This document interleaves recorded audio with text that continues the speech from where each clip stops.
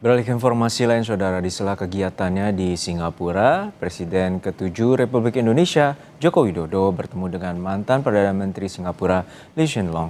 Keduanya berbincang sembari menikmati sarapan.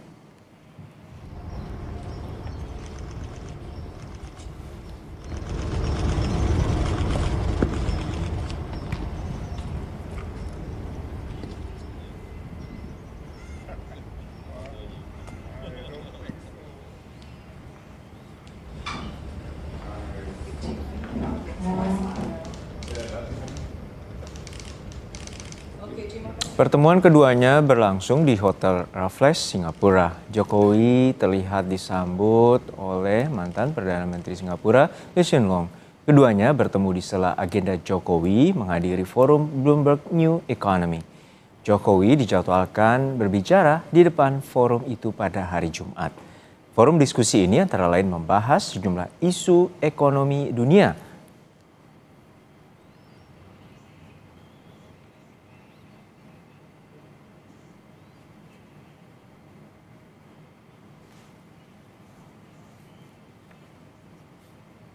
Lewat akun Instagramnya, Jokowi mengatakan sebagai berikut: ngobrol santai bersama sahabat lama, Menteri Senior Lee Hsien Loong, dari tawa ringan mengenang masa lalu bersama, hingga gagasan besar tentang masa depan Indonesia Singapura.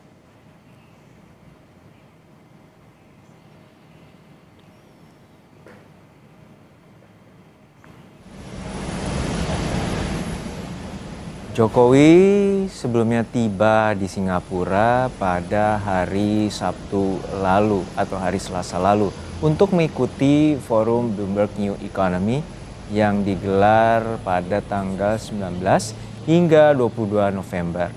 Jokowi dijadwalkan akan berbicara di forum pada hari Jumat mendatang.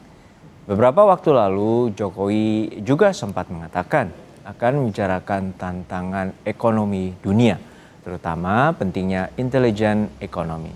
Forum Bloomberg New Economy akan membahas tantangan ekonomi dunia dan bagaimana solusi pemecahannya, sehingga data ekonomi ke depan akan lebih akurat dan aktual.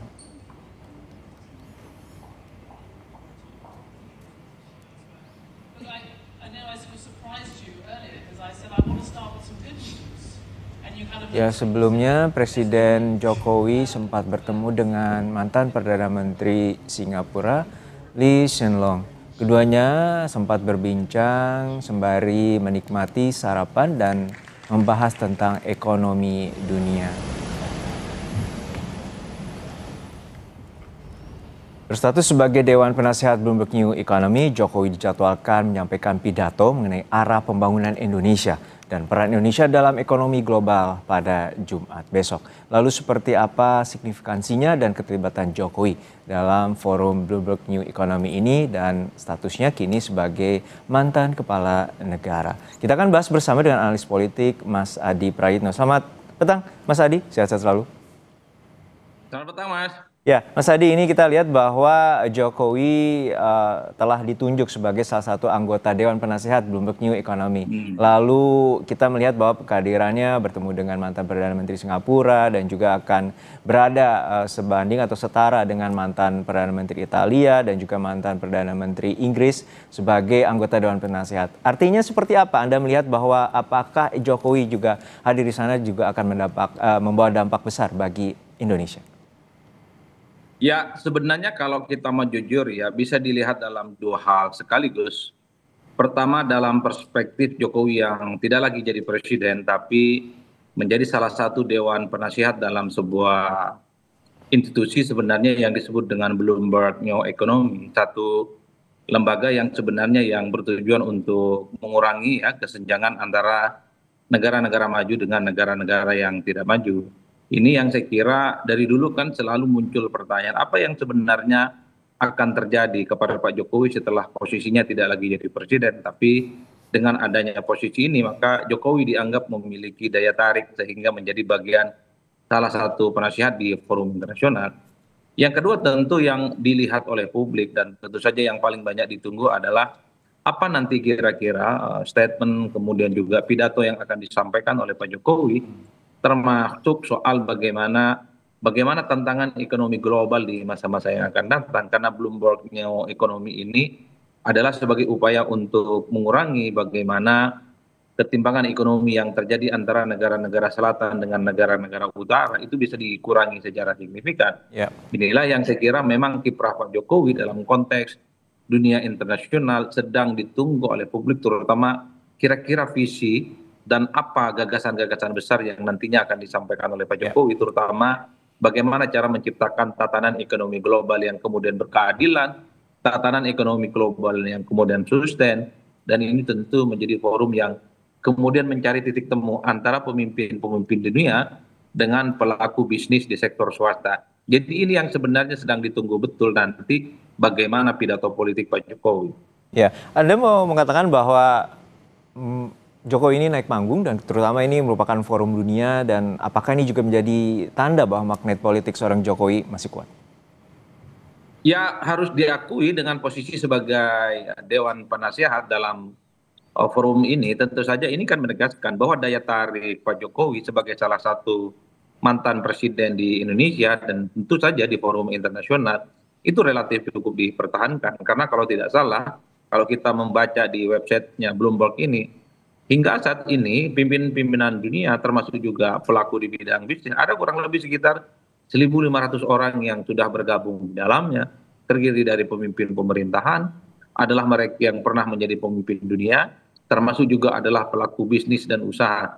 Jadi forum ini sebenarnya adalah untuk mensinkronisasi, sekaligus mencari titik temu apa sebenarnya aspek ekonomi, aspek kepentingan yang bisa dipertemukan antara pimpinan dunia, pimpinan global dengan sektor swasta, terutama di bidang ekonomi, tentu untuk mengurangi disparitas yang selama ini mungkin kekayaan dan pemerataan ekonomi itu hanya terjadi di negara-negara maju. Inilah yang memang kenapa ketika Pak Jokowi beberapa waktu yang lalu itu kemudian ditunjuk menjadi salah satu Dewan Penasihat Bloomberg-nya ekonomi, para pendukung Pak Jokowi kan kemudian tepuk tangan.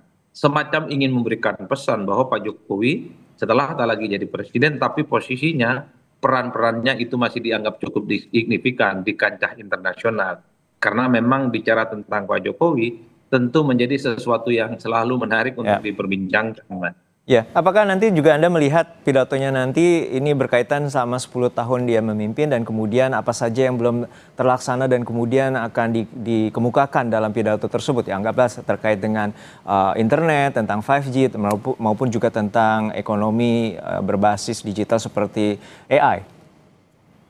Ya saya kira memang hal-hal yang tadi disampaikan sepertinya juga akan disampaikan secara terbuka oleh Pak Jokowi. Tentu yang paling bisa diprediksi itu adalah soal success story.